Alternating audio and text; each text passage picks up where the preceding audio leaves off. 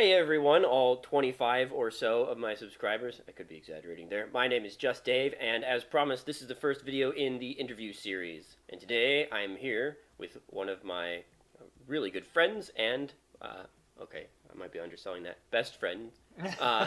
Thank you. Who goes by the name of? Ryan. You don't get a last name. No, he doesn't have one. It's whatever the campaign requires. That's right. Ryan has been a player for me for a really long time, as well as being a great friend. I won't say anything else for the sake of privacy. If you're a dedicated internet troll, I suppose you find out anyway. As promised, interview, and we are going to start with the questions right now. Oh shit, we're recording. Oh no. Okay. Can you edit that? Yeah, I'll take it out. Okay, good. Promise. All right. I don't want anybody thinking we're alcoholics. Yeah, no. Okay, so question number one. Yes. How long have you been playing? Tell us all a little bit about your history in For D&D. D&D, I started early 90s. I got introduced to it just a little bit, never really got a good group going on. But using this old system, I don't know if you can see that, advanced D&D, AD&D with THACO and all the glory that came with that. Didn't really get into it a lot, kind of took a while off until about 8 years ago. And then when you started your campaign, then that's when I got back into 3.5 and been playing, almost 8 years now. Pretty regularly. Pretty regularly, yeah. A few short hiatuses in there. But Yeah, a few little breaks, but almost weekly, bi-weekly. this train don't stop. No, never. It'll just keep going. But yeah, so there you go. A while. A while. So the answer is a while. Can't put that part in the video or I'll get taken down because I said the F-bomb. F word. No. Yeah, I'm not cool enough to swear on video yet. Okay. So, we're going to do 5, 4, 3, 2, 1. So, Ryan, tell us about some of the characters you played. Some of your favorites, a little bit about the characters, the settings, backstories, fun stuff like that. Okay. Well, let's see. The first one I guess I'll talk about would be a character named Thanios. Start off with him. He was a very fun character to play. Oh, yeah.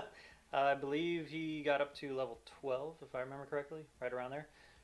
Getting pretty high level for D&D. You know, usually we start at 1 or 3 and tops out at 20 before you hit Epic. So, anyway, trying to give you an idea of where he was. 12's pretty good. Yeah. He was might call him a womanizer now, in part. He was a rogue. Foppish. Foppish. I think that's the fancy way of saying it. Yes. He liked wine. Me too. He liked wine, women, song, and stabbing people with a rapier. Those are all great American pastimes. That's right. Yeah. I styled him off of the Old West. Really. Yeah, the Old West. Yeah, I could see it. Wide brim hat, fancy feathers, rapiers. Rapier, lots of wine. Yeah. That's right.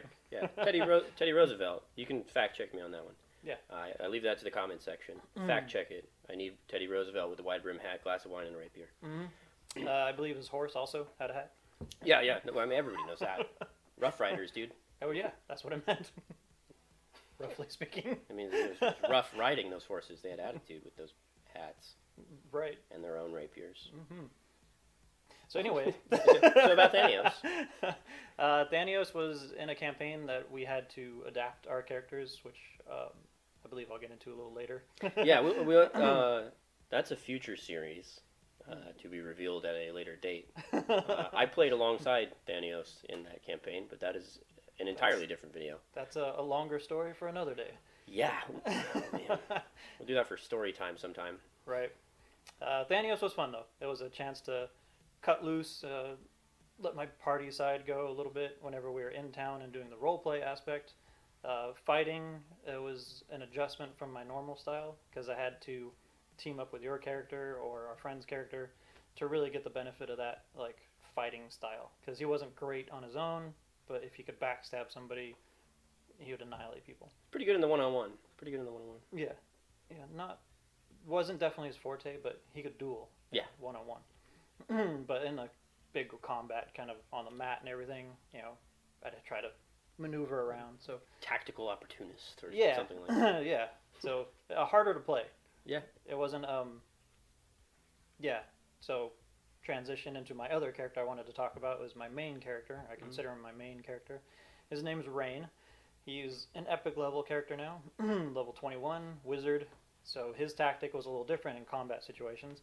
It would just be drop a fireball on him, drop a meteor storm on him, nuke the battlefield in some random way. Yeah.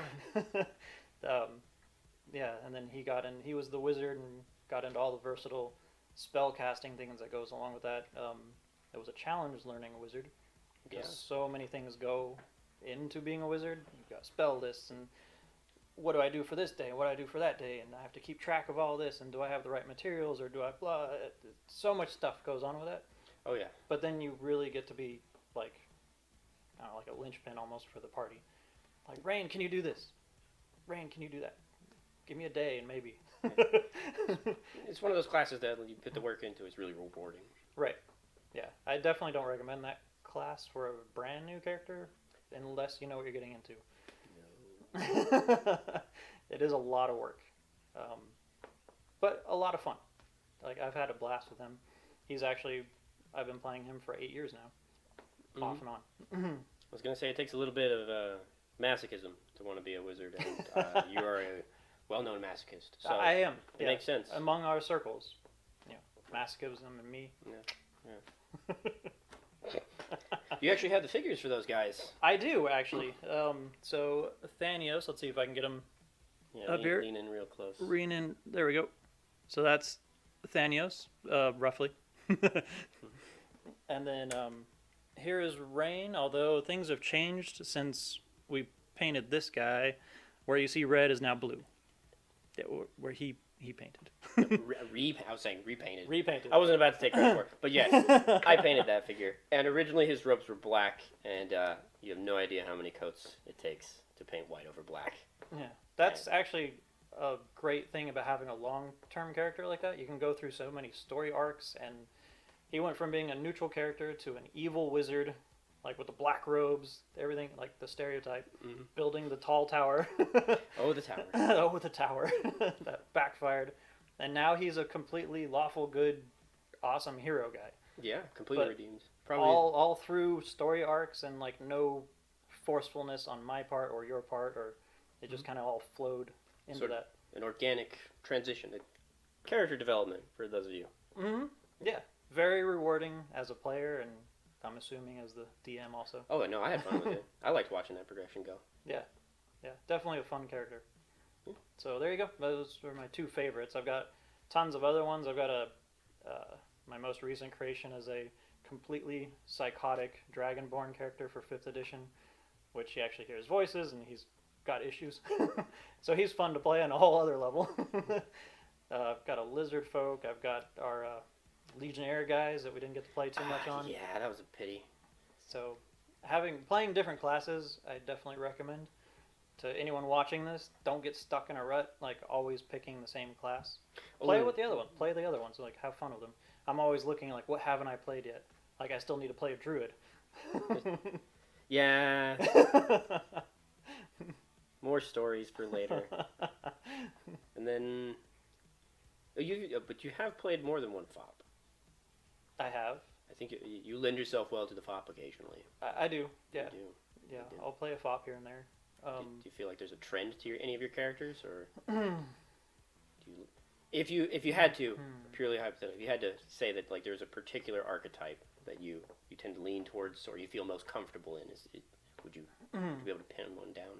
No, but I'd definitely be able to pin two because it's the roguish kind of foppish guy. Because go to the Renaissance fairs and all that, so I have that kind of foppish mentality already. Yep. But I also love knowledge and everything, so magic is always a draw.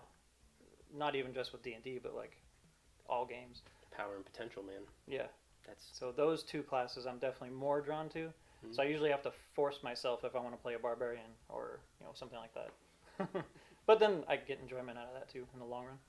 Do you think there's an alignment lean there? Like, do you tend to lean towards the chaotic more often? I'm not, of course, saying like development wise, but I mean like just that you fit. Is there alignment that fits you just naturally more, like for your characters? Like it's just sort of a default or a one that you tend to lean towards. Lean towards it would either probably be chaotic good, the ends justify the means kind of thing, or maybe like a neutral. I usually don't want to go lawful good like Rain is, and I definitely don't want to go like chaotic evil like the Joker or something like that. That's too manic for me. Like I want fun manic, not like makes it hard to make you a party evil player too. Right. But are you enjoying being lawful good? I mean, obviously, since that's a bit of a deviation from normal or your usual comfort zone. Yeah, I've actually grown to really like it because it makes my choices, like trying to stick with character, like, okay, lawful good, would I want to do this or not? Like, trying to make those decisions based on, just the lawful good side of things instead of more of the, if we kill this village, but it saves the Empire, totally worth it. Yeah, but those constraints can really make for some fun character moments too. Right. Where you have to like weigh your things. Like, do I break my code? Do I behave this way, or is this against the way I would normally my character would behave? Like, right. So there, that also keeps me in check too, because there's moments where me, Ryan, would like to act a certain way towards another player's character, such as the Lord we just took care of over the past few months. Oh yes. I different story time. would probably prefer to have handled that differently, but I had to take a step back and go, no, okay, what would Rain do? He would walk in there and try diplomacy first, and I would want to fly above, because being a level 21 wizard, I can fly at a moment's notice, and just nuke the whole city from orbit basically, just to be certain. So since you stepped into epic levels, we're going to talk about that just real quick aside, and that is how do you feel like your role has changed since you've stepped into the epic level characters? Because obviously there's a pretty dramatic difference between the Rain that was running around between levels 4 and 10 and 10 and 10 and 20, and then now that you've reached these 20 and above, how do you feel that like your role has changed? Has it changed the way you play your character? Like, do you feel like your character has changed in some way because you've reached these sort of benchmarks or attained these new powers? It does. I think for me it started changing right before epic level. Like, I don't know, whenever we hit the moon, like right around 17, 18, right around there. We were on the path to becoming epic level, and we were doing these worldwide changing, scenarios and events. And that's when my mentality for my character switched. Because I went from going, oh, we have to help this little town kill the troll in the cave, to, well, this empire and this empire are at war, and if this happens, then this worldwide event will occur, and if these ethereal creatures break the plane, like, I'm now on this way larger scale for him. Like, all the decisions weigh into that, so it's like, I guess, the difference between, I don't know, controlling a country versus controlling, the city. So, and again, to tack onto that. By the way, the thing about the moon, story time. I know I'm saying that a lot, but I guess I have a lot of videos to make. Don't worry, it's there's okay. It's as weird as it sounds. Yeah. But there's 8 years of history just with the campaign that my character's been a part of, and so there's tons of amazing stories. Which that 8 years for your character has spanned, over 1,000 years of 1350 something, I believe. You've been fairly active for most of those. Yep. So. Yeah, over 1,000 years of game time has happened. Yep. So then the last question to that before we move on to the next one is, given the opportunity with the character at that level, you could very easily, revert back to being just an adventurer where you run around blasting goblins and doing all those other things, killing trolls, saving villages, and then carrying your loot out back and buying the most recent pair of awesome shoes. Is that something that you would do? Or do you feel like your character not only, with the power, obviously is powerful enough now to impact things on that larger level, but do you feel like your character also sort of has either a responsibility or like you as a player have a desire to take on those heavier burdens? I don't think me as a player, but I think me as Rain as the character, I think just all the experiences that he's been through, I try to think about that before he makes decisions. That's why I'm like, okay, well, what about this project and this project? And then they're all huge, citywide, empire-wide. Trying to restart organizations that have been dead for centuries now to help the people, and it's not just this little hamlet or this little town. Mm-hmm. It's now tackling the big issues, and I think that's where he's geared towards. I think that's just where his history is at. And me as a player, I get my adventuring side out through other characters. So if I want to go, spelunking and Mm-hmm. killing orcs or whatever happens to be living in there, then I'll do that with a different character. With Rain, it's more bigger picture kind of stuff. We've definitely hit on one of the things that I've always seen as a mark of a good player. So take notes, and that is playing your character and not playing yourself necessarily. Right. As you get more experience, it's one of the best skills to develop, and one of the things I can always tell if somebody's a good player, which I think you're a good player, Ryan. Well, thank you. You embodied this aspect. It's being able to play what your character would do over necessarily what you want to do. Mm-hmm. So, and to add on to that, to everyone watching, sometimes that's a very hard thing to do. You have to be like, no, I really want to do this, but my character would not. oh yeah, Or vice versa. Like, oh yeah. sometimes it's very difficult. But yeah. Well, all right then. And with that, on to the next question. Stare into the camera. So, question number 3 for you. What are some of your favorite campaigns or favorite sessions? Ones that stand out? Are there any particular stories that you'd like to tell? Or Oh, there's so many. We don't have time. I don't think YouTube will allow that long it lets of us a up video. it lets us up to 12 hours actually. So Oh, okay. Yeah. All right. So, everybody ready then for the long haul? grab your popcorn. No, I won't do that. Let's see here. So, No, definitely. I was a boy. Yeah, a long time ago. We'll go back 8 years ago. When I was a level 3. So innocent. definitely the favorite campaign is the first one, the Ranos initial campaign. It's good to know I've only gone downhill from there. Yeah. It started out great, and it's just kind of petered off. Story of my life, honestly.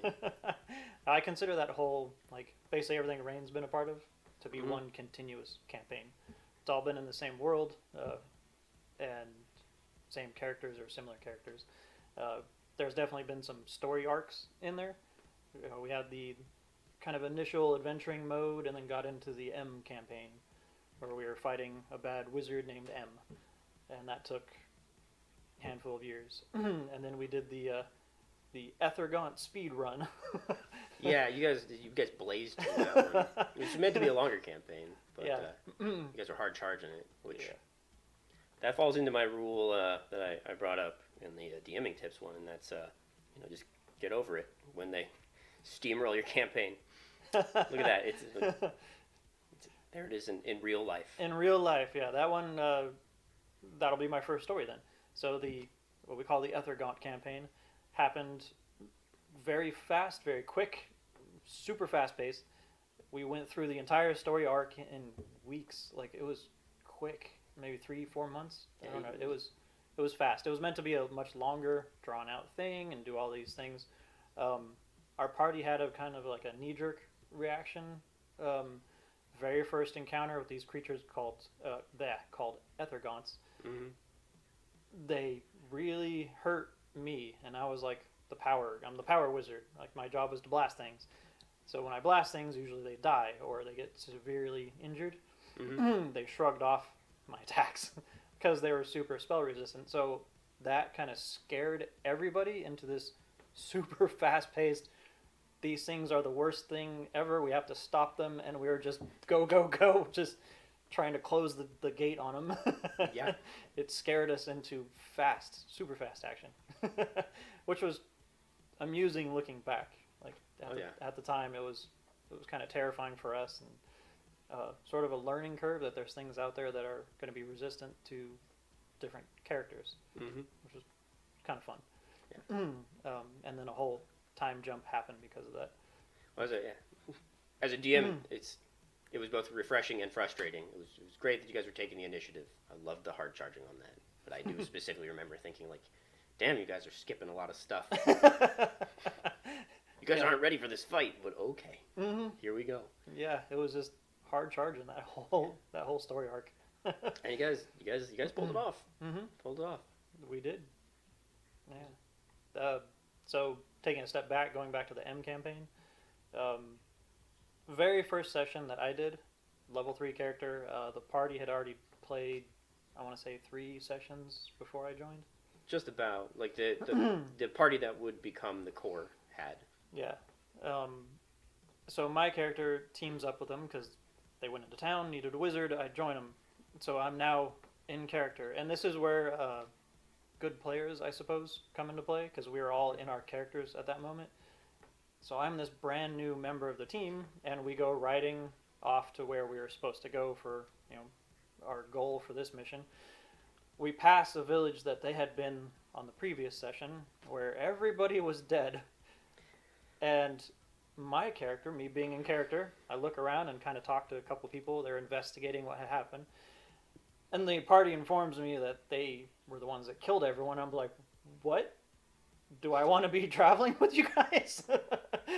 For your guys' reference, the town was filled with like these undead creature things run by a necromancer. So he did not join a party of murder hobos. Just to clarify, there were good reasons to kill this small village. Mm-hmm. Oh yeah, great reasons. I found that out later of both me and in character. Mm-hmm.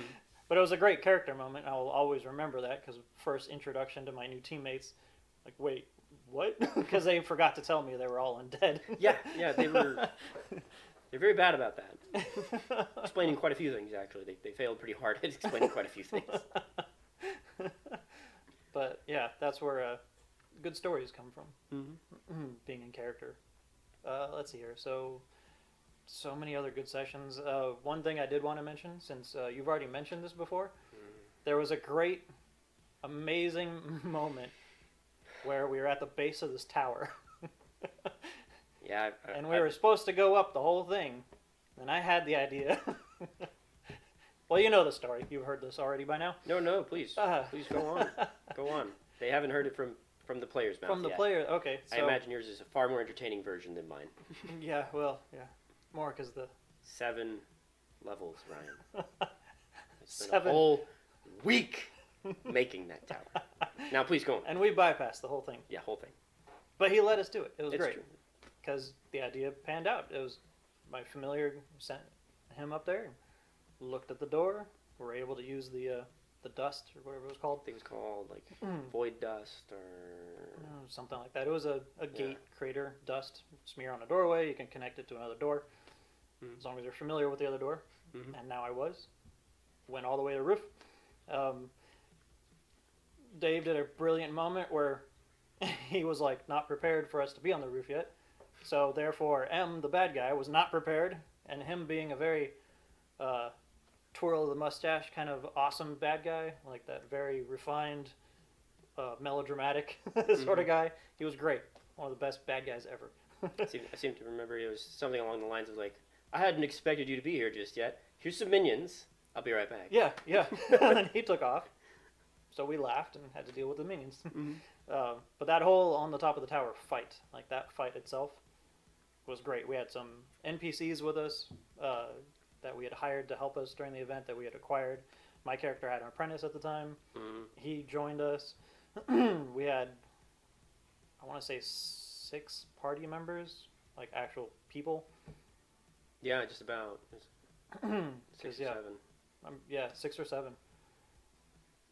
And then through the luck of open dice rolls for who would get hit by disintegrations and things, no players got hit. Yeah. It was the weirdest, most amazing thing because we all saw the rolls, and my apprentice got disintegrated. He took the hit. Yeah. Another NPC took the hit. One of our players died in one of the most epic ways I've ever seen, riding a black dragon down off the tower as he killed it to the ground, and both beautiful. Story of the Black Blade. I'll tell you that one later. Yep. So that's another good moment. Yeah, that entire campaign, though, full of so many moments. The whole Moon campaign, which we mentioned a little earlier, but you said you'll maybe spend a video on that or something. Cause yeah, there's a lot to explain. There's a lot to explain on that one. But if you want to talk about specific things that happened on it, you're welcome to. No, more the general. Can I give away the ending? Yeah. Because that's the part that really stuck out the most of the whole thing. Yeah, it's already happened. I mean, spoiler alert Spoiler. for a campaign that you'll never see. Yeah, that's right. Well, you know, for a story, a future story, you'll know the end already. If you don't want spoilers, follow the timestamp down below, and it'll skip past it to the next story. So, the Moon campaign was basically the fight between the good dragons and bad dragons. Mm-hmm. And Tiamat and Bahamut had gathered forces. So the good forces, the heroes from throughout time, were transported to the moon, along with all the good dragons, and then same thing on the Tiamat side. We battle through weeks of campaigns of these hard fights and teaming up with amazing heroes and doing these epic things. Of which you were a part of these amazing heroes. Yes. Yeah, our team got brought up as part of the hero squad. But we ended up winning. Eat your heart out, Infinity War's most ambitious crossover ever. Nothing on this one. Nothing on this one. We had a glorious fight with Tiamat. Oh, which reminds me, I wanted to mention this. For anyone thinking of playing certain classes and thinking they're either too weak or not your style, I watched in that Tiamat fight a cleric, who's normally just a healer or, you know, hit him over the head with a club kind of guy, beef himself up and be stronger than our best fighter. Yeah, it's true. He took a few rounds to buff and enlarge himself and became this monster of a warrior. A cleric, a well-built cleric is a juggernaut. You just got to build momentum. Yes. and I'll do an interview with him, and you'll get to talk to him. And he's a master of building that momentum. Yep. Yeah, it was great. Anyway, the moment I wanted to talk about was at the end. We win. With evil dragons are vanquished. Tiamat's dead, mostly. Bahamut's like, all right, you won. You're not allowed to leave the moon. And we all went, excuse me? I mean, we're super happy we helped win, you know, the good dragons, or help the good dragons win the war. But we're not staying on the moon. Now, keep in mind, the moon in this world is like a tiny planet. So it has an ecosystem and the whole bit. So it wasn't like we were, you know, being sentenced to death. We'd have our own little corner of paradise, basically. But we weren't ready for that. So our party looked around and kind of an unspoken agreement, all grabbed hands, and we plane shifted out of there into who knows where. Yeah. And then it was a great, amazing long process to try to gather forces again and find out when and where everybody got teleported and plane shifted. And it was great. But that moment of, what? No. We're not. We're happy to help, but don't think you can control us. Screw you, giant lizard god. Yeah. You're not the first god we've had disagreements with. Smacked one god before, we'll smack you too. Try me. Actually, just a tiny aside, that was the sort of shining moment for one particular character who had fallen from grace up to that point. When his last act in any campaign that we've done was to give Bahamut the bird before being disintegrated. Yep, that's true. That was a great last act. Rest in peace. You're redeemed slightly. Slightly redeemed, yep. That was the same one I burned his face off. No. That's the other one. Story time. Later. That's the other one. This is the... That one. Yeah. Gotcha, okay. For those of you That's who right. are not watching, just listening, I did a hand sign that I won't describe, so haha. Now you're going to have to rewind. You're just going to have to watch it. Extra views. Let's see here. Having a good campaign, you can have tons of moments that just stick with you, like ending up inside the belly of a dragon turtle. That's a moment that'll stick with me. Nothing more super particular about it, just being in there. Yeah. Just having that. Having cloud trees that were creation of a storm warden. Just tons of tiny moments. But yeah, that's kind of a general gist of some of the good moments. I mean, there's too many. You could spend hours like reciting different stories and different moments and different character arcs and like moments of glory and moments of what? Why? Yeah. Oh, man. That's kind of the stuff you live for in D&D, is like the stories afterwards. As a DM, one of my favorite things about it is like at the end of it, maybe not necessarily that week or even a few weeks afterwards, but months and years, just to hear the stories, especially from the player's perspective, because it's very different from the DM side looking in and then from the players looking. And it can be way different player to player too. Yes. Yes. There can be an event where one player can say, "Well, I made a joke and the party killed me for it," is the general gist of his view.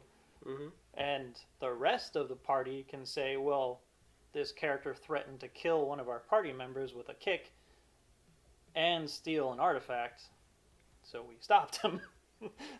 One of the videos that I want to do later and is going to be about player perspectives, and I was going to try to interview everybody who was there to tell me in isolation, right, without talking to each other, to collaborate again, like describe that event. Describe the event that led to him being killed by the party. Right. And then just play each one in see. sequence and see just how the story has changed from player to player. Yeah, that would be fun. If I could somehow get a hold of the person who was the victim of the death. The victim? Yeah. I'd get his in there too. But he's sort of disappeared for us. So that is to be determined. Mm-hmm. But that's for a story for another video. Story for another video. Man, we're just racking up the list in this one. Yeah, I think after this, you're going to have to go back and write down. Oh, man. I mean, it's not like I have a life, so yeah, why not? That's all the major ones I can think of off the top of my head anyway. I mean, like I said, there's so many random moments. And there's little things. Note to the DMs or people thinking about DMing. Have things in there to give your world, characterization or flesh out the world. There's the Pollution games that used to be a part of the world. They will come back. They will come back. As soon as another plot point is resolved. Yeah. But they were kind of like the Olympics of this one area. So you'd have warriors competing in a battle royale. You'd have warriors 1-on-1. You would have wizards competing both in duel and in like showmanship. You'd have bards coming out. So we had a whole session where there wasn't really any combat per se. I mean, there kind of was, but it was arena fighting, and it was a huge like Olympic sort of style event, and that was something for the world. It was just something neat that we all loved, and that you actually, I believe the second time we did that, you combined two different groups, and we had a two or 3 day long Pollution Games experience. Pollution Games has been probably one of the most heavily evolved repeating events that I've ever done, because we did the one with just you guys, and then we did one where we brought in my other, at the time, D&D group, and then we had one that was sort of an open one, because that was the one where we brought in some people who weren't currently playing the campaign but had played in the past. We brought in another group I was doing up the hill, right, and we brought in a sort of side group that I was only doing like once a month, and that was like one of our biggest one. Yeah, I think that was the one where like I laid the papers out on the table and everybody signed up for their events. And then, we had a sign up list and the whole bit, and there was some heated stuff. Oh man, it got to the point where I thought one actual player, was gonna start throwing blows at me and another player in what would probably have been the most one-sided fight in real life of all time. Probably more one-sided than the actual fight in the arena went down with. Right. So another tip to add to your DM repertoire: diffusion, the ability to de-escalate. Learn that. That's stupid useful. Yeah, definitely. Okay, well, since we're sort of in that, are there any particular? So you talked about events, and this is sort of an extension of that. Are there other NPC characters or villains or particular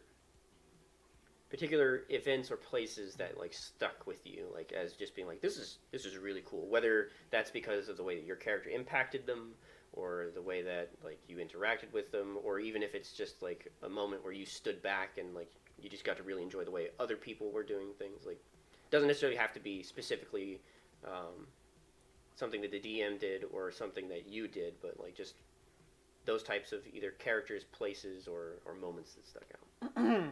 Well, I mean, in the main campaign, there's always Bob. Yeah. Okay. Bob is probably the most well-known NPC because there's a Bob's Inn is the inn that we go to of choice, and Bob can be found in just about every town. Yeah. Once it gets to a certain size, a Bob's Inn will show up. Bob is surrounded in mystery. We don't really know. There's always a Bob of the appropriate race for the town, but it's always Bob, and he always knows us. Same general physical features. Think of it for the Pokemon fans as some similarities to Nurse Joy. How they all seem to be, they're all related in some way, shape, or form, and they're all physically resembling. It's just Bob tends to take on the physical aspects of the dominant phenotype, I guess, of the people around him. Right. Yeah. So that's definitely a character that you'd have to experience the whole, or we'll have to do like more stories to really get a good feel for who Bob truly is. But he's this mystical being, so he definitely stands out. And Bob's Tavern, Bob's Inn, those definitely stand out. But then other NPCs, the ones that stand out would be Rogvar, I believe was his name. The chariot driver? The chariot driver? Yeah. Certain things that happen in campaigns are pure luck sometimes, where, let's say we hire a chariot driver to go, and just through the luck of the rolls, he ends up being able to do a 90-degree turn at full speed in a chariot and not flip anybody out. It's the greatest chariot driver that ever lived. And then he pulled some other amazing tricks, and he became this. We're hiring this guy permanently. He made it all the way to the end of that campaign. Yeah, he made it all the way. Amazingly enough. Mm-hmm. We're fighting big Minotaur kind of people, and Rogvar, the NPC chariot driver. Where you need to go. So that's a good one. Talia, I thought was good. Mm-hmm. My character really liked her. She was a evil dragon that had kind of a halfway redemption sort of thing going on. So I really liked that. I kind of bonded with her a little bit and let her think that most people didn't know she was a dragon because she was in I mean, most people didn't. Yeah. In fact, that was the great vexing of one particular player, right, who was absolutely convinced that she was a dragon and could not prove it, and nobody believed him, even though some people knew. Right. So yeah, let's see here, NPCs. Man, I'm drawing a blank now.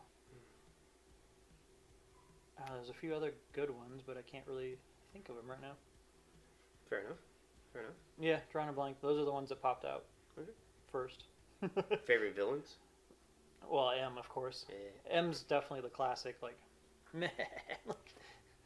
But also very, like, eloquent and classy about his evilness. He's the bad guy that would give you a chance because he wants a better fight kind of thing. He was one of my favorite villains to play because there's something so fun about that classic villain who's like, he's just evil. Like, you can't question it, right? And his motives are purely selfish. Like, because of the Ethicon campaign, you guys learned that, like, the whole reason... Well, you learned earlier on, I don't know how much you remember, this was... When did M go down? 4 or 5 years ago, at least? Probably 5 years. Maybe more, yeah. His entire... And he was a repeating villain. I used him a lot in previous campaigns beforehand. Like, he was this guy, you couldn't keep him down, and we retired him for good. They defeated him for good. He's never coming back. I've made that promise. But like his whole idea behind World Conquest is that he was slighted, like he was cheated out of his attempt at conquering a country once, and it became his obsession. And he's the most powerful being on the surface of the earth at the time, basically, just near God levels. Do whatever he wants, but all he really wants to do is win a legitimate land victory. Like he wants to conquer the earth. Not through snap of the fingers, but like legitimately march out evil armies and all that stuff, and like doesn't enjoy it unless there's some amount of like resistance. So he's all about the heroes trying to stop him. He throws minions at people instead of fighting them himself. Like accepts defeat when it is, because it's all for him. It's all this big game, and so like the whole reason that like these Athragons, like he's pure, like he's evil, but he doesn't use that power He doesn't abuse it in ways that would be unfun, I guess. And then lastly, like he kept other evil things at bay, because it's like no, this is my world to conquer. Right. You need to stay in whatever weird realm you came from. Edward Kane. I almost forgot about him. How could you forget Edward Kane? Yeah, he was a reptile house named after him. Yeah, there's a reptile house named. Because he was a snake. Yeah, he was M's general, basically, and brilliant tactician, and amazing foe to fight in combat, and I love playing always had a one up on us, just Mr. Strategy. Yeah, he was a good NPC. I enjoyed playing him because that was the time when I got to really like stretch my years of DMing experience and be like, all right, so what do I know about the players? Like, how can I plan some crazy scheme that like I can lure them into the trap and maybe it works. Right. And it usually worked. But yeah, he was fun. He was really fun. You know, there were some other NPCs that I don't remember names for now, like the undead under Vivia. Yeah. They were really cool. There was our characters found a group of undead that were trying not to kill people. They were trying to be nice undead. So they had a little community set up. They even had a werewolf living with them because there was nobody there that he could kill, like when he werewolfed and went into rage mode. Yeah, there's nobody he could infect. Yeah. So he was comfortable there, and they accepted him because they didn't have anything to fear from him. And he could go outside during the daytime and stuff. Right. It was useful to have. Yeah. So that was a fun community to run into, like something random. Ended up being horrible because of another situation, but another player. For a while, it was a really cool thing to like just be aware of. Yeah. Well, all right. Just remembered another character. Yep. Hard to forget Bebo. Oh, geez, Bebo. He is a more recent NPC we've run into. He's a gnome who has this idea in his head that the clouds are out to kill everybody. So he hates clouds. He's a gnome, by the way. Just I need to clarify. He's a gnome ahead of time. Yeah. A gnome, so invents things, especially like he's working on a giant airship, so he can take the fight to the clouds. He's working on basically cannons. There's no gunpowder in the universe. We're not at that. It's classic fantasy kind of level. But through spring-loaded things and alchemy, he's able to effectively make a cannon. a lot of magic in there. Yeah, his idea is to disperse clouds when he sees them. So randomly in the city, if you're ever in the gnome city, sometimes you'll just hear boom.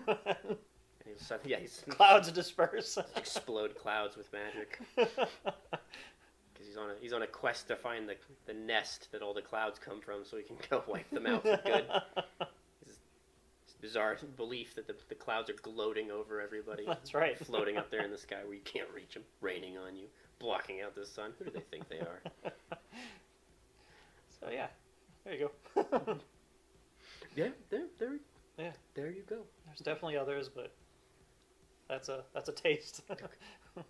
Well, with that, we'll move on to the next question. So, question number 4. Give us some of your D&D or tabletop game horror stories. Sometimes when everything went wrong. And then after that, or in supplement to that, give us some epic moments of either players or other characters. Okay.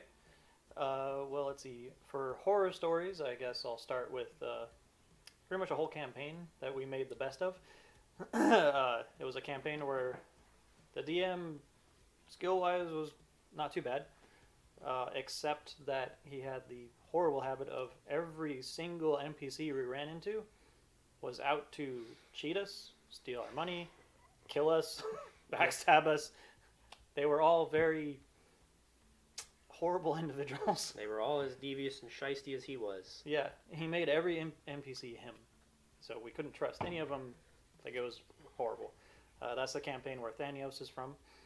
That whole experience we turned into a good thing, but overall it was a bad DMing experience.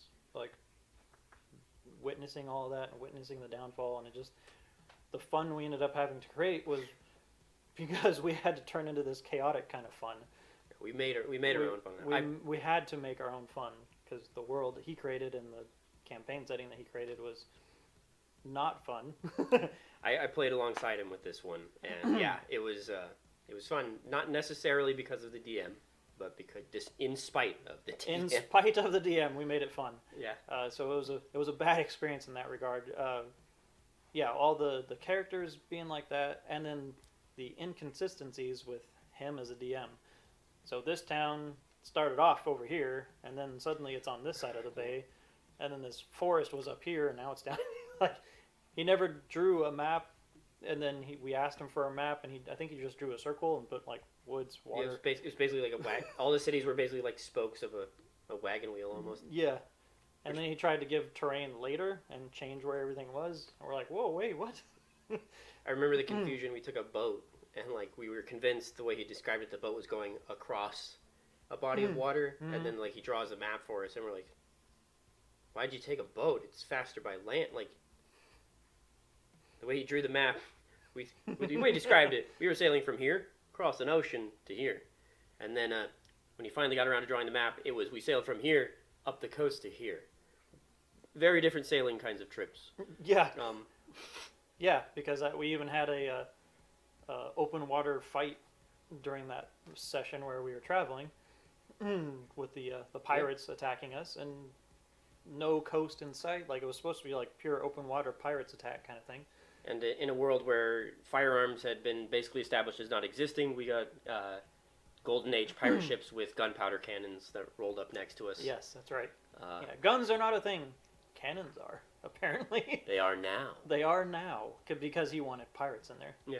He wanted, He's like, classic obsessed. Caribbean pirate kind of guy, or people. And yeah, so that was a bad experience. That was a very bad D&D experience overall. I mean, half and half, I guess. Yeah. Because our part was fun, the players were fun, the DM and the story. We could never get into any kind of story. Well, was there a moment where you basically looked at this campaign and said, man, yeah, this campaign's kind of boned? I can think of at least one. There were some moments where, I mean, there was a few, like, I guess, hints right away. Mm-hmm. Like the guy, okay, I'm going to hire you to do a job, and I want you to talk to this person, but if you assassinate them instead, it's okay. Like, what? Those are two vastly different scenarios. And then I think the real kicker, I guess, for me, if I had to pinpoint a moment, would be the random shop wagon guy that we met on the road. Oh, who cheated us? Who cheated us and sold us a bag of holding. We were like, oh, I think Kara was even asking for that. Yeah. Like, does he have a bag of holding? Oh, yes, he does. Okay, great. Put my stuff into it, and I reach in and grab something, or I need that out still, while we were still right next to him, and ended up being a rat or something because it was vermin. And it bit her. I bit remember her. that. So. And we all kind of lost it at that point. We were very, very frustrated, to say the least. We burned the wagon down. Yeah. It's probably one of our least morally ambiguous acts in that it was just purely screwed up. Right. But yeah, that was the same campaign where in the first few sessions we ran an errand, and then a guy tried to hire us to assassinate someone, and we said no, we don't do assassinations. And then he said, well, can I hire you to deliver the poison to the assassin that I'm gonna hire? And we're like, excuse me? We're all, no. Excuse me, no? Basically the same thing. Yeah. Yeah. Yeah, okay. Yeah, so that one was pretty bad. Yeah, that was pretty bad. Yeah. Another kind of bad moment that I've had, different DM. Won't name names, of course, but no. His campaign overall, very loose storyline. Nothing ever stood out. Like, I don't even remember most of anything that happened in that whole tiny campaign. Only lasted a few sessions. I do remember he was very, very unforgiving with nat ones. Oh god, was this hands off? Yeah. Oh. So we had a character reaching in for something. I think there was a trap or something. The player rolled a nat one. It was a magic painting, right? Yeah. Yeah, it was some kind of portal, Yeah. like magical portal. I think it was a painting. Yeah. Put his hand in to see what he could grab out of there, and nat one. Lost his hand. Portal closed. Clean off. I think wasn't he an archer? Like, he needed both of his hands for his character. Well, and if I remember correctly, you guys were like levels. You were under level 4, right? Weren't you like level 2 or 3? We or were something 3, I like believe. that? Yeah, 2 or 3, just starting. Pretty unforgiving trap. Yeah. Oh, yeah, and he threw very large monsters at us at level 1. Where, things look at you wrong, you have the potential of getting hurt. See, I only heard about this campaign. I was not invited to this one. Yeah, it was because of work schedule or what. It was very rough with the unforgivingness of him as a DM. Yeah.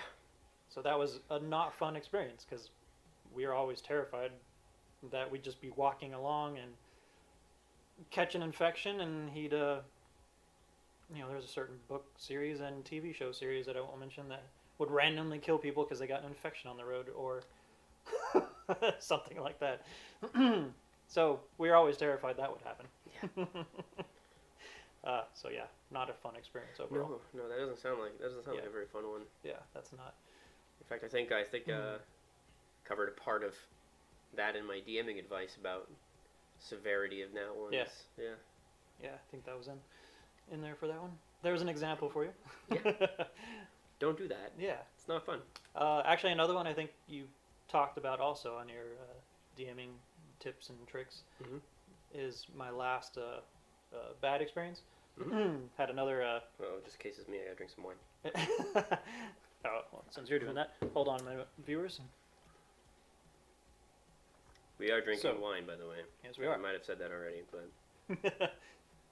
Yeah, it helps. Helps the memory.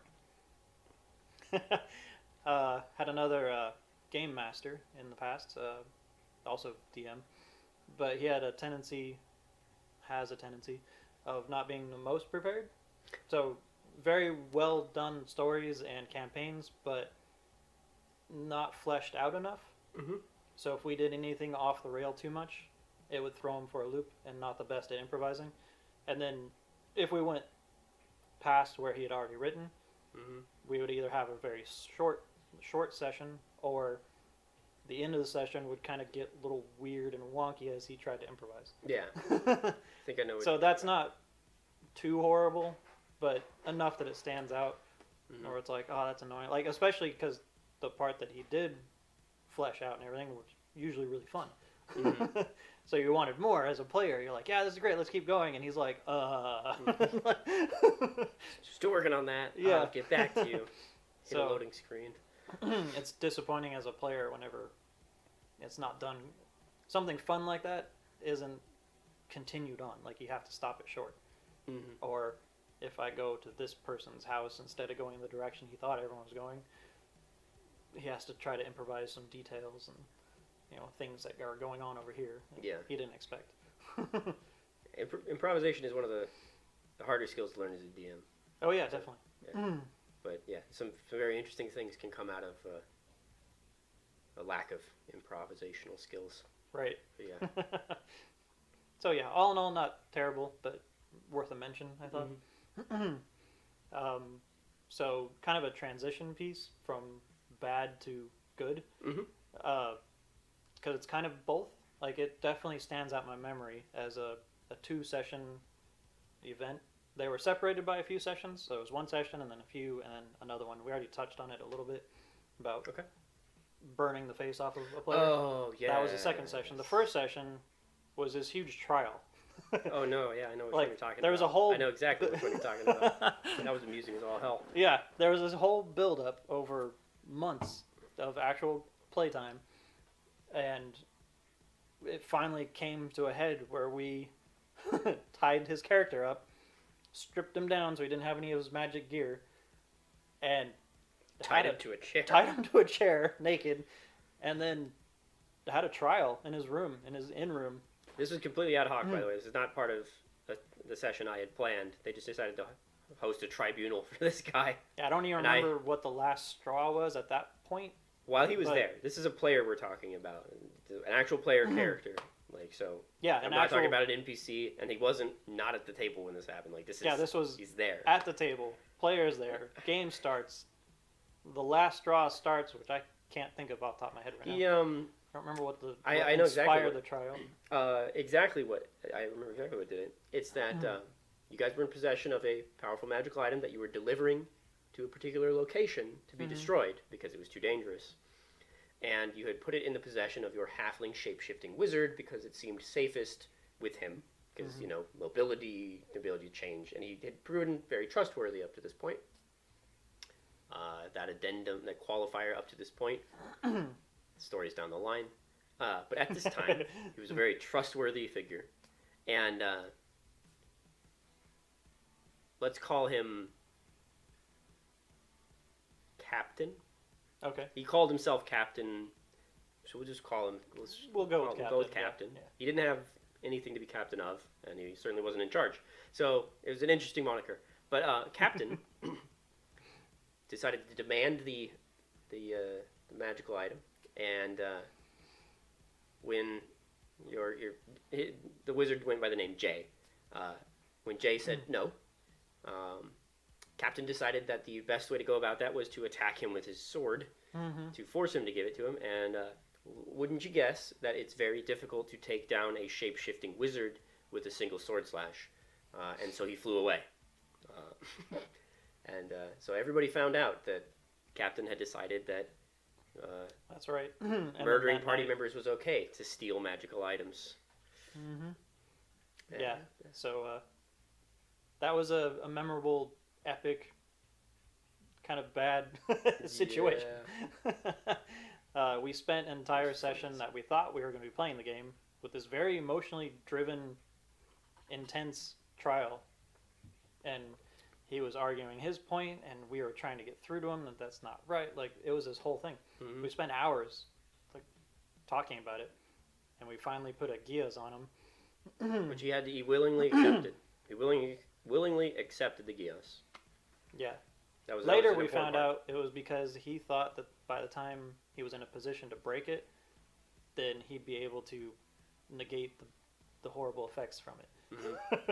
We're like, you are a horrible, horrible individual. For those unfamiliar, Gias is a powerful spell that basically magically binds somebody through essentially a contract to follow certain rules. And if you break them, terrible things happen to you, depending on what kind of Gias it is and what level it is and other stuff. So, yeah, he was magically bound to, if I remember correctly, the major part of it was to take no actions that would harm the party directly or indirectly, as long as it was knowing. Right. Yeah. Yeah, and then it ended with the session where he joked about kicking a player because she was already in the negative hit points, so she was unconscious. And then he said, well, all I have to do is kick her and she'll die. I think she was at -9. Like, she barely survived the fight. Yeah, she was on the verge of death. And he had also mentioned, or I think he even tried to steal the artifact again. He did. During that same session. He was... Well, and we won't get into the full story, but the final straw in that entire encounter was when he did grab the object. Right. And then despite being told not to. Right. And then several things happened. One thing led to another, and Scorching Ray. Scorching Ray. Yeah. To the face. Scorching Ray to the face because my character decided no loose ends. Face melting. Face melt. Not even a guitar solo, just face melting spells. Yeah. Those. I remember that session. That was very entertaining because sessions like that are the ones where like I get to just go hands up. Yeah. You guys. Well, that's another one. As players, you might want to make sure you have. I mean, as the DM too, you might want to make sure you have room to maneuver around the table or the area that you're playing in, because on that session we were all standing by the end of it and by the fireplace and people pacing, going like this. Go. It was heated. It was an experience. Yeah. It was an experience, an ordeal, if you will. But definitely in our memories now. Forever, holy smokes. Okay, so let's see. On to the second part here. Kind of epic moments between. That's the mainly. What I mainly like to hear about on this part is epic moments that players have had, whether like moments where you particularly admired the creativity of a player or the actions of a player, their role playing, etc. And then sort of tertiary to that would be character actions, like how those things translated to characters performing just an epic thing, whether that's you, a bad guy, another player character, etc. Gotcha. Something like that. So I think the tower fight definitely stands out as one of the most epic things, both for characters and for players, because the M fight was a culmination of years of campaign. Mm-hmm. So all of us players were invested. The DM was invested. Like everything came to a head. We talked about it beforehand with strategy and Oh yeah. what are we going to do if characters die. Like we were totally invested in it. So as players, we had to come to the realization that not all of us are going to live, more than likely. Mm-hmm. And this is okay because this is an amazing, like, give your life for the land kind of, end of the adventure sort of thing. So if we party wiped, we party wiped as long as we killed the bad guy. Like we had come together as a team to like decide that. We didn't want that, of course, but it was a climactic end. It was the boss battle. To end all boss battles, I guess. Yep. Yeah, it was taken down. It was the final act. Oh, and I loved it too because like you guys had spent so much time preparing for it, and it's like literally like we're as ready as we can possibly be. Yeah, we had gathered artifact level items. I think 6 or 7 of them. Yeah, you guys had at least 4 of the 7, because he was in possession of guaranteed 2 of them. Right. Because he had the amulet, and he had the breastplate. He had taken the breastplate from me. And the helmet. And the helmets, right? But he wasn't using it. Right. Okay, yeah. So we you had guys 4 had of 4 them. of them, yeah. Yeah. So that was actually a moment where a character got to do something epic. Besides the dragon fight, which I already mentioned, but there was an artifact that was a shield that could do this amazing blocking maneuver. So M launches 100, I believe, magic missiles raining down on us. It was a lot. It was a lot. It was we'll a ridiculous amount. Call it a volley, if you will. To the point where if we didn't do something, we all would have died. And then a friend of ours, playing a character, a fighter, shield kind of guy, was able to reflex fast enough. Like he had a really good die roll, so he was able to get that shield up above and create this invisible barrier. So that he just pinked off of that, and that was it. Saved the entire party right there. Yeah, so that we would have party wiped probably. Like that was one of those moments that stood out as, wow, that was amazing. Just an epic level event. With the artifacts in mind, we almost had the same player that we had the whole tribunal on and the face melt. He had an opportunity for an amazing redemption moment using these artifacts. There was another tower we went up to. A wizard trying to duplicate something, everything going wrong. It would have wiped out a good chunk of the continent. yeah, that's story time on another video. Damn, the list keeps growing. It keeps going. I tell you, notepad. Yeah, I should have. Short version, if he had succeeded, it would have wiped out a third of the continent, maybe. Quarter, third, somewhere around there. We don't really know for sure. It started. We failed. Yeah. It was this crazy, like, rush kind of thing at the end. Oh, that one hurt me. There was too many obstacles, so we were delayed and we failed. This character was like, give me all of the artifacts, because one of them is a minor, like, time device sort of thing. The cloak, yeah. It was a kind of a time turner sort of idea. Through tremendous will, you could force yourself, because the main thing is that when Warren, you were sort of under a timeless effect, you could use it to haste yourself and slow yourself. Like it basically was I think it was called like the Veil of Time or the something like that. I've got to check my notes, but through intense will, you could force yourself back in time a short period. Right. But the further back you went, the more physically and mentally taxing it was. So that meant like actual time travel consistently would kill you, and if you went back more than a round or two, you risked serious injury, if not death. Right. Yeah. So he has the idea. We had another artifact that would basically increase your health, your constitution, like your stamina on this breastplate. So he said, give me all the artifacts, and there are a couple other ones. I'll go back in time, and give us an advantage, and we'll try it again. And then hopefully by using that, it'll work. And it did. We succeeded. And then as soon as he knew he was going to die, he just felt it. He was warned. Basically, as soon as you take that breastplate off, it's the only thing keeping you alive.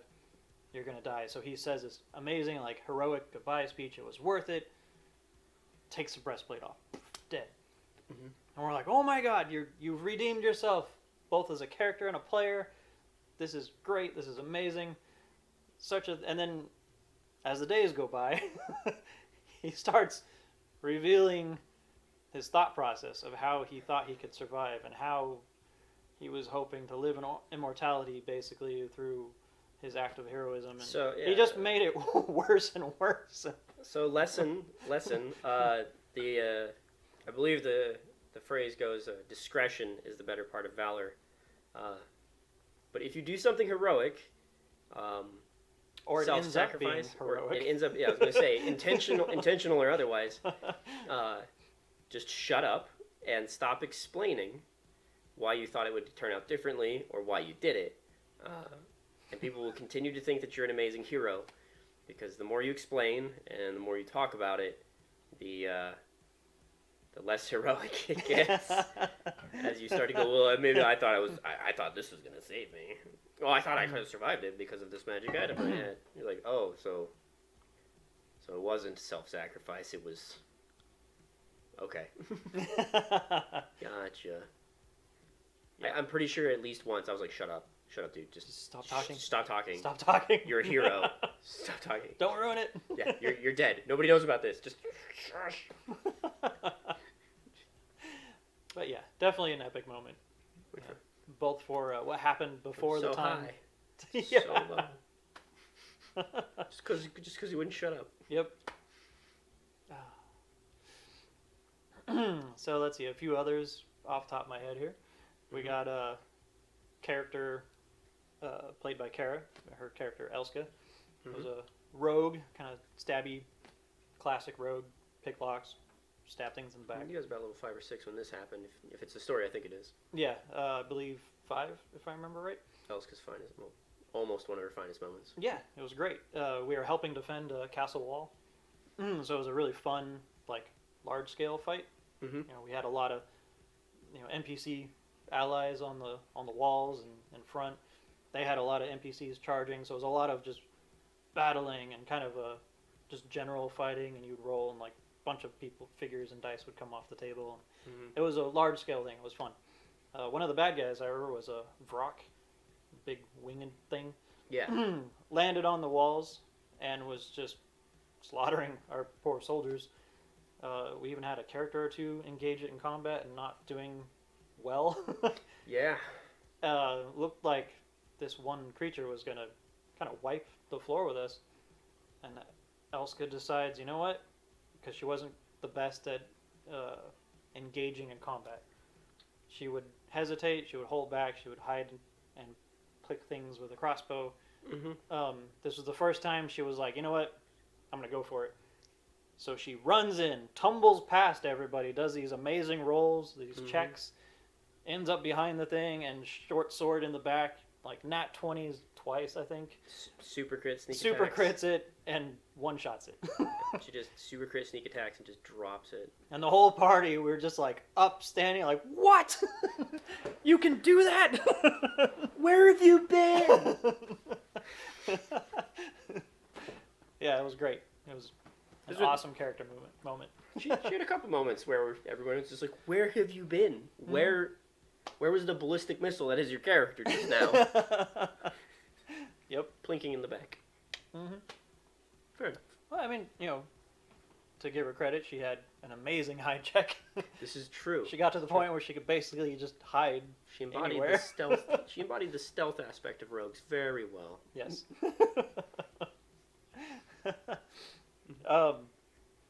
With her character and my character, we actually had a pretty fun player and character moment early on, where we encountered some. I think we were only level 3 still at that time, maybe 4. Encountered this armored knight in an old castle kind of keep thing, but in the eating area, the kitchen or dining room kind of thing. Mm-hmm. And it was the first time we really looked around and asked about our environment and like what else was in the room. So he describes things. We have the combined idea of Elska's turn. She grabs the pitcher of water, throws it on the knight in full plate armor. My turn's next, and I Ray of Frost him and turn him into a big icicle. Froze up the Froze him. stuff. He's like, and then it was just, putting the guy out of his misery at that point. Knock him the fuck out. Yeah. But I remember that as being the first, like, what else? Like, what outside of the box thing can we do? Like, Which I love that stuff. That's why I said it in my other video. Like I like to reward that kind of creativity because like I built this whole area with all this stuff, that either it should be there, whether I intend for you to use it or not, and then like when you get players to use creative things around them for stuff like that, I love that. I love seeing that because it just makes me proud. Like, right. That's so cool. Mm-hmm. Yeah, I remember that as the first time we're like, we can use our environment. We can do stuff that people can do.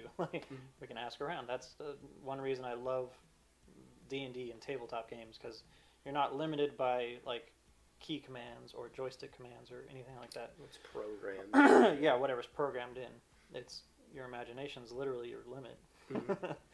And then all up to the DM at that point. Oh yeah.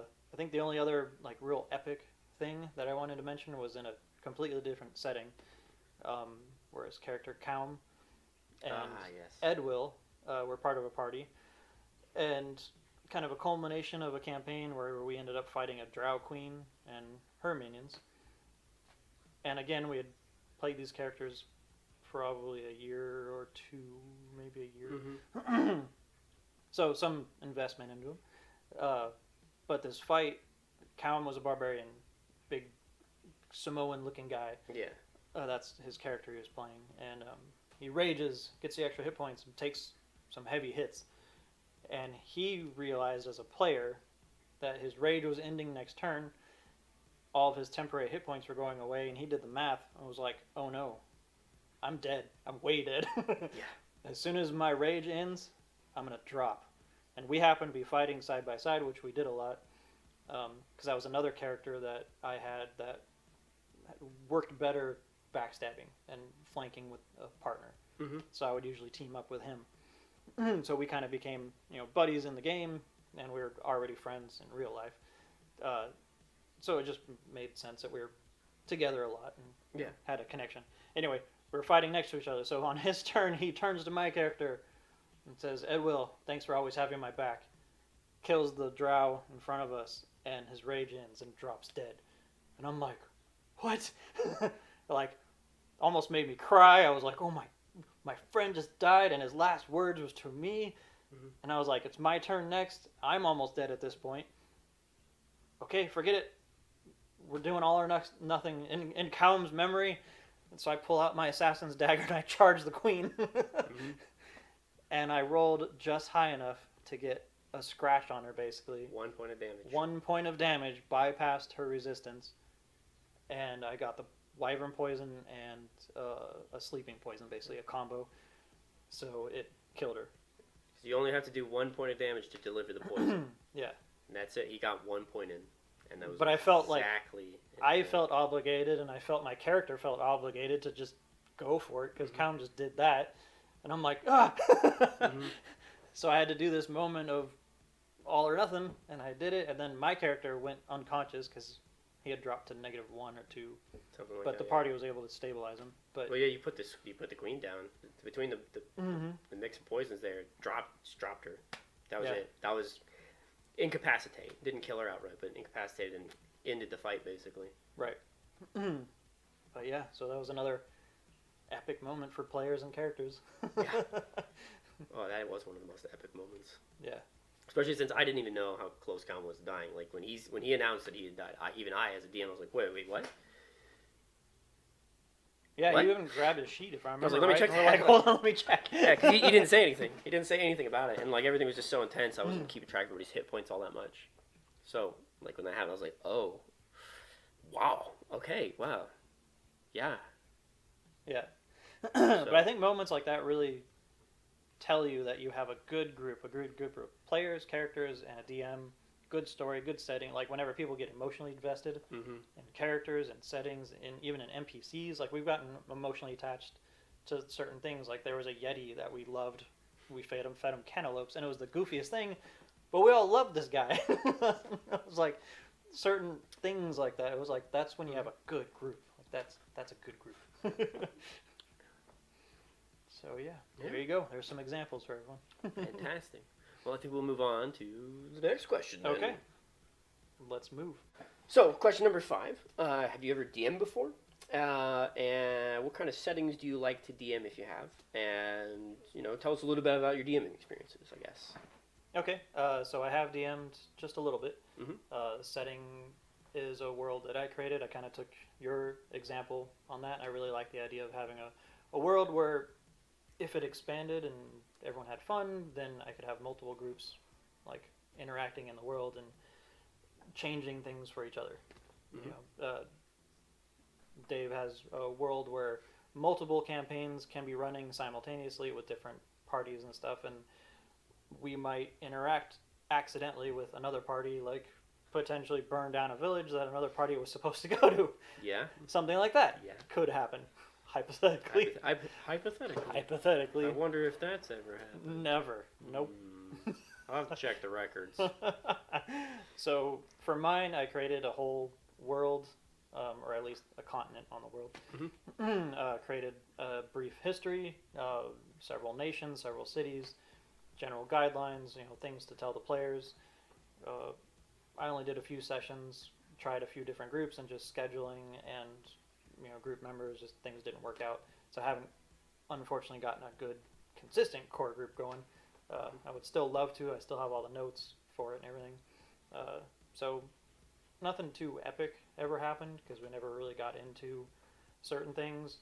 The only thing that really stands out was I had one group where fell through the floor, so to speak, like in a cave, ended up in this underground ruins and battling their way out, encountering an NPC that I had made just in case they went down there, who was a fun NPC for me to try to play because he'd been down there for years surviving off of giant insectoid meat and things. So he was a little crazy. A little bit? Yeah. So I got to try to play this over-the-top kind of crazy guy. And the party loved it, and they had a blast. It was a 2-session event to try to get out of there, so they all seemed to really enjoy it, and I had fun with it. And that's really the only thing that stands out. But overall, it was a good experience. I just got to find a schedule that works, which is always the hardest part. Yeah, scheduling is the bane of most campaigns and most parties. Yeah. It's this strange thing called the real world. Yeah. It keeps impacting my imaginary worlds, and I don't very like inconsiderate, it. really. I don't like it. I'm thinking I'm gonna call the DM for the real world and tell them to just axe that crap. Right. Like, hey, can you make things a little calmer? Yeah. Like loosen up our schedules. See, the rules are a little harsh, Yeah. Oh yeah, definitely. Yeah. That resurrection. I mean, it's probably the worst role playing game I've ever played. Can't seem to get out of the civilian class here. This commoner class. Yeah, right. It's kind of lame. I was hoping to prestige into millionaire by now, but just for some reason. That's a hard one to break into. Yeah, dude, the prereqs are insane. You basically keep trying. I think there's some kind of background feat you have to take. That helps. Right. Definitely. And certain NPCs you have to meet in order to make it happen a little easier. Yeah. I've yet to meet them. Just wish I'd found the strategy guide earlier, but. All right, so while we're chuckling about that, we'll move on to the next one. Number 7, Brian. Do you have any advice for players, DMs, future DMs? Any wisdom to share? Well, let's see. We've already covered a few things kind of here and there as the video's been going on. We've talked about certain things. Talked about a lot of things. So I might reiterate a couple things, and I might maybe mention 1 or 2 new things. So for players, start with them. Both current and future players, I would say definitely know your character. So whenever you get into situations, you know how your character will react versus you. That's a huge thing. I've seen several players play themselves, which is great to do for your first character. Mm-hmm. But then, as you kind of advance, and sometimes it's good to start off with you as a character, and then months down the road, you start evolving your character just naturally. Some people just get stuck and constantly play the same exact personality every single time. And you need to figure out different characters, both so the DM doesn't get bored and so you don't get bored. If you're constantly playing the same character who has the same decisions and everything, you're basically playing the same game over and over. Yeah. So it gets tiresome. So I would say create a character and then know that character so nobody's caught off guard and there's no delay moment where it's like, all right, here's this action or here's this crazy scenario and this happens. What do you do? Well, let me think about that. Mm-hmm. Can we take a half hour? Can we take an hour? I was say there's nothing wrong with sitting there thinking about what your character would do, but yes, at the point that you are literally holding up the game, then right. you might have spent a little bit more time preparing. You need a minute or two to go, would I go this way or this way? Like, okay, that's different than being like, I have no idea. I need to think about this. And we're talking about normal decisions. For the weighty ones, take your time. Oh, yeah. If there's a lot riding on stuff or if things have built up to a certain point and now it's like, pull the lever and you have two horrible choices. The hair pulling moment. Yeah, take your time. A great way to do that is to sort of, there's two ways that I really like to do that. During that sort of character creation phase, one of the things I like to do, and I might have done this with you before, where I just pose hypotheticals. Like, what would your character do in a situation like this? Mm-hmm. But what if this happened? What would your character do if one of his friends was drowning, but somebody offered him 10,000 gold not to save him? Whatever. Just off-the-wall hypotheticals. And it, gets people thinking about it. Another thing to do is just make like a short list of your character's axioms. Basically, things that your character will always do or always choose on. Sort of like, well, my character will always choose fame over money. My character will always choose friends over material wealth. Or, just these sort of axioms of your character. Because then, when you can you can take the decisions as they come and be like, does that fit under one of these? Or it half fits under this. So I'll decide off that. Right. Can I use this as a guideline kind of thing? Mm-hmm. Yeah. That kind of leads me into another thing that goes to players and DMs. Mm-hmm.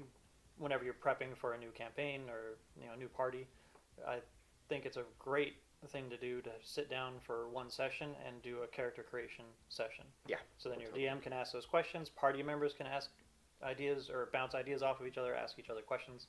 Mm-hmm. Just dedicate one evening or one day to making your people.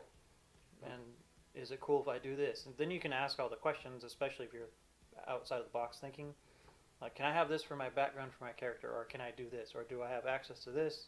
Because that's what I'm thinking. So then you can ask all those weird DM questions. Yeah. So then, the DM can sit there and be like, okay, yeah, no, that wouldn't be feasible. But that's cool. Like, you guys can compromise. You can figure out what would be good and what would be bad. But then you have a whole session dedicated so nobody's holding anything up.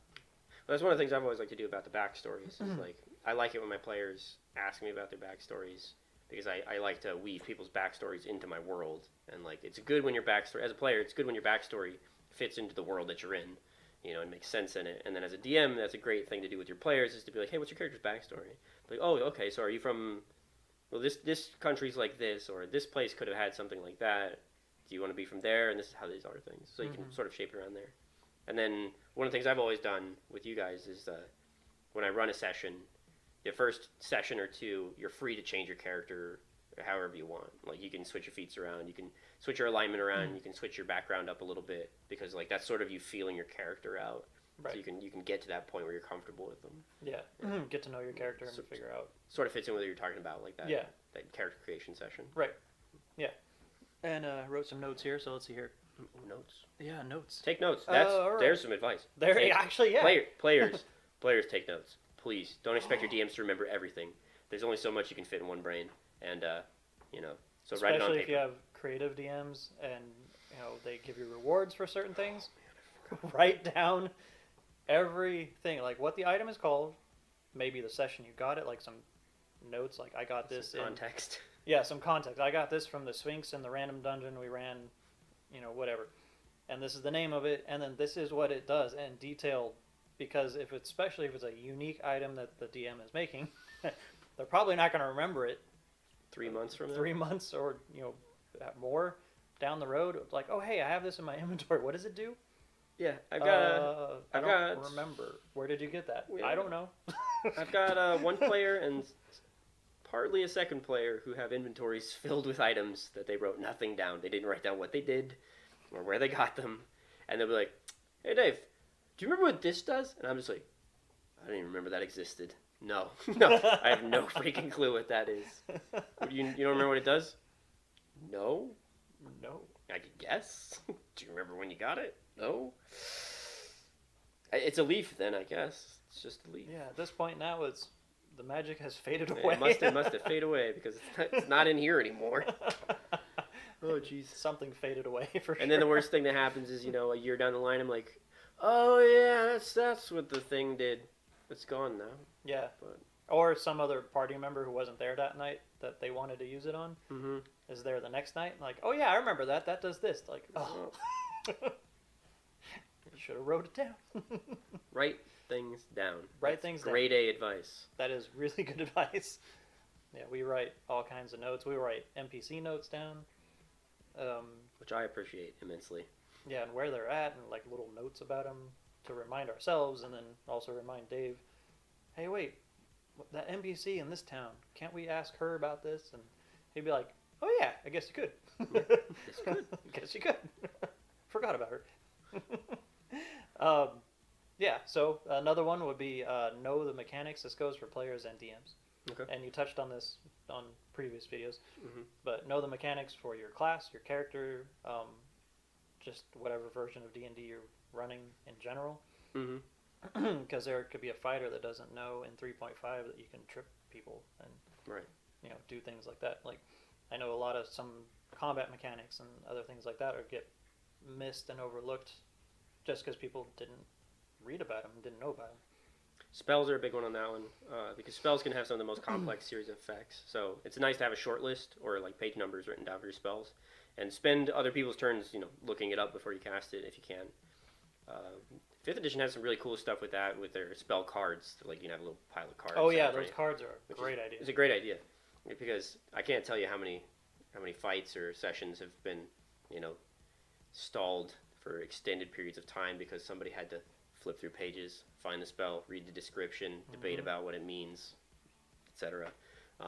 So for the future wizards or people playing a wizard, use my experience, my horrible knowledge that I've acquired through pain and suffering. I have a short list of all of my spells by level, and it's real quick, name of it, and the very simple, like, short version of what it does.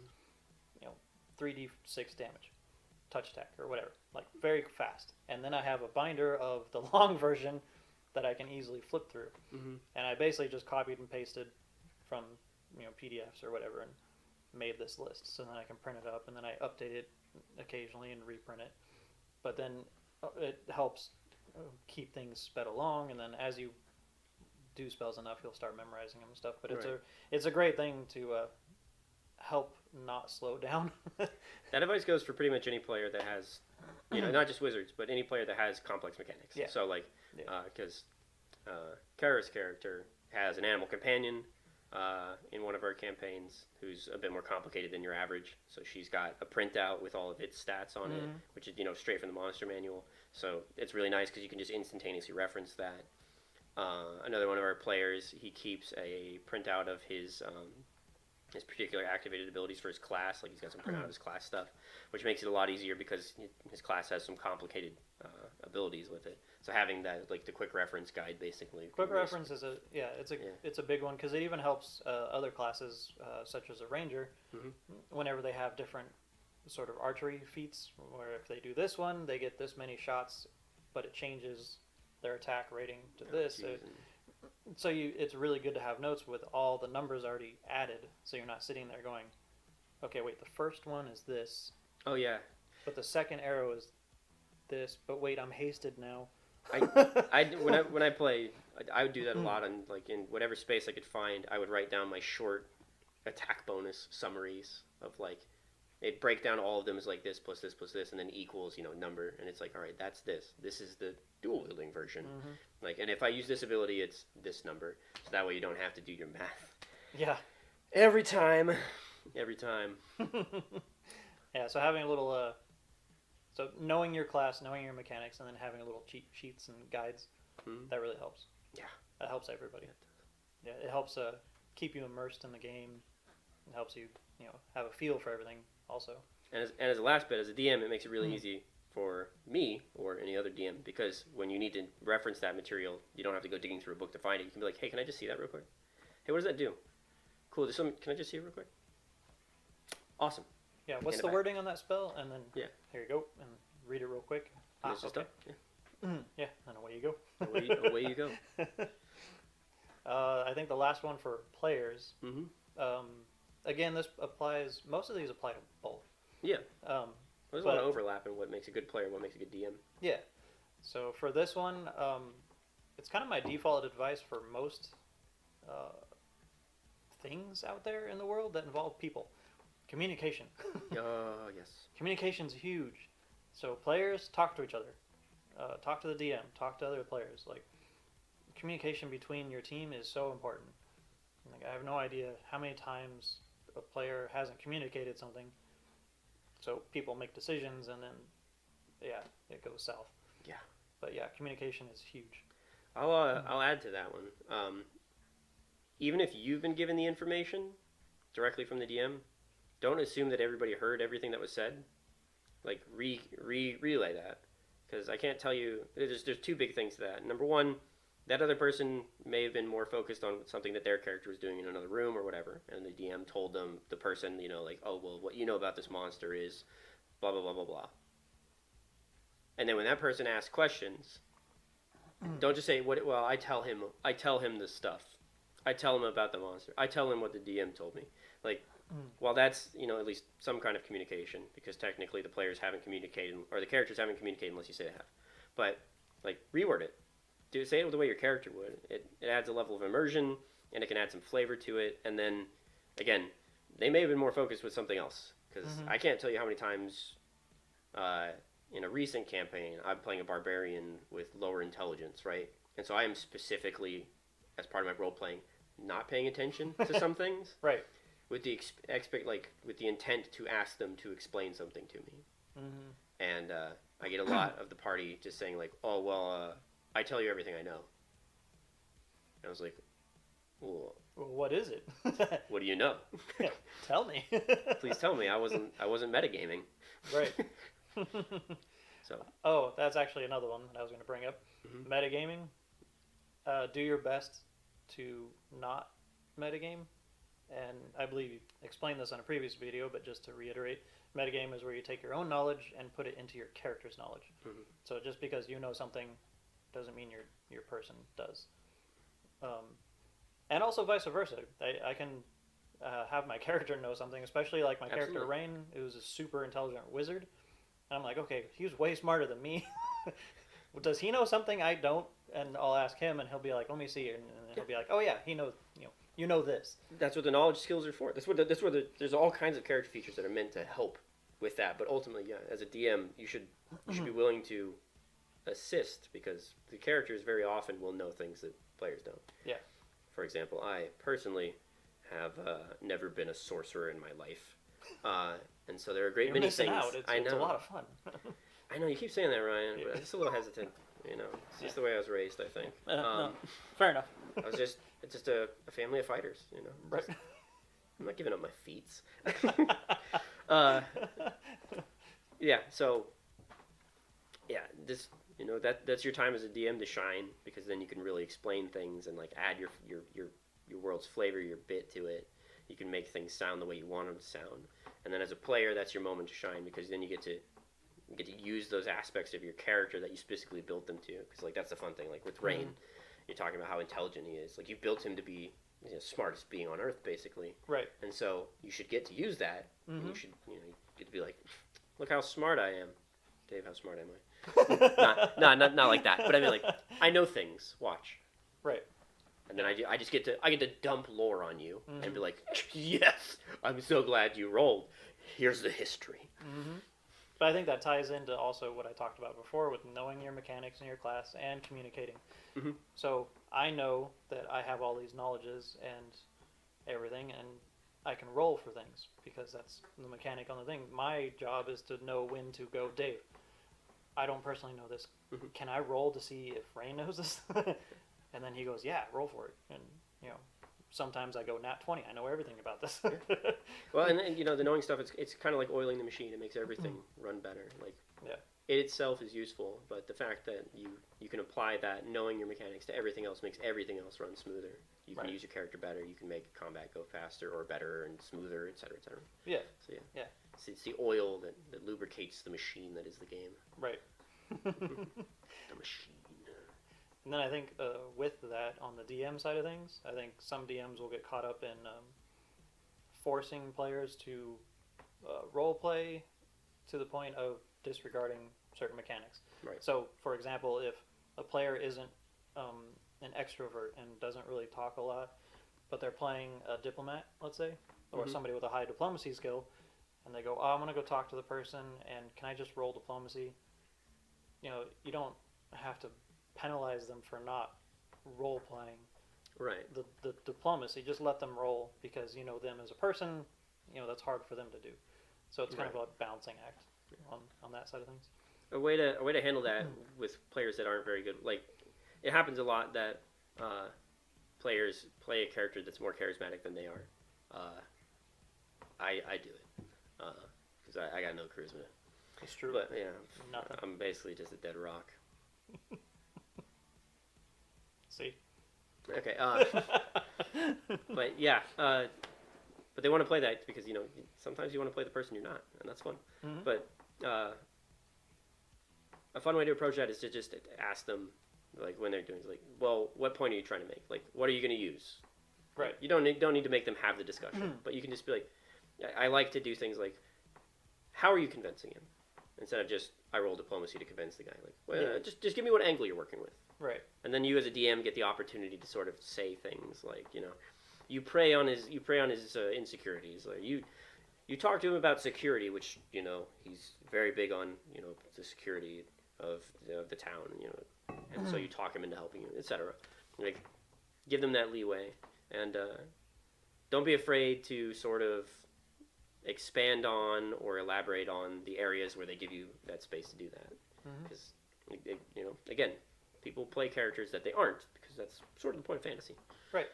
Explore that. Yeah, area. it's fun to do that every once in a while because sometimes it's fun for me to play this huge, super strong guy, which I'm not very strong. So playing the big, beefy guy, that's out of my comfort zone. Like, how would a big, beefy guy act?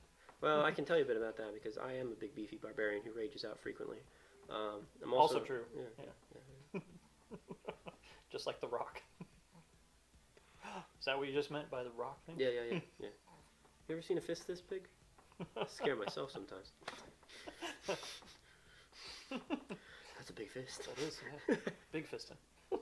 Wait a minute. This is a family-friendly channel. That's Ryan. right. How could you do this? Sorry. As we drink our wine Friendly and weave occasional profanity in here. All those poor families disappointed. Oh no! Whatever will we do? Oh no, my channel is doomed. All right, let's see here. What's on my notes? All right, yeah, check those notes. Writing things down. So I think that's most for players and DM like combos. I guess the last thing I have would be DM. Kind of touched on it. Allowing options, whether it's role play and add a character when the player is not like the character and vice versa. Allowing those roles and allowing options to do things, and also options in like the game world itself. I don't know how many times that Dave has presented us with things, and here's a quest hook, and he allows us the options. Sometimes, much to his dismay, whenever we go in and here's a person who was murdered suspiciously, possibly. We convinced them that the human elf, or the human who died, this elf, is his niece. Yeah. And we go in, ransack the house, loot it, and leave. instead of investigating the whole thing. But he didn't force us into anything. Or you smash something that you're supposed to steal. Right. Yeah, all kinds of things. Or if this is where the quest was kind of guiding, but we get off on a tangent, side quests are great. Mm-hmm. Those are always fun. Having options in your world is great because no one likes just being, here's point A, here's point B, and you have to go this direction. And sometimes those side quests are like they turn into fully fledged story arcs, and like they can really flesh out certain aspects of your world you hadn't really planned to explore, giving you as a DM the opportunity to sort of flesh things out and explore stuff that you hadn't really, you hadn't put to paper yet.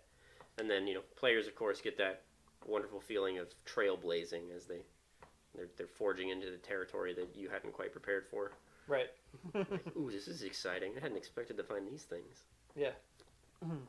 Yeah, and then having details in the world and characters ready and places ready like that, I think is also important for DMs, just in case us party members decide to go this way instead of that way.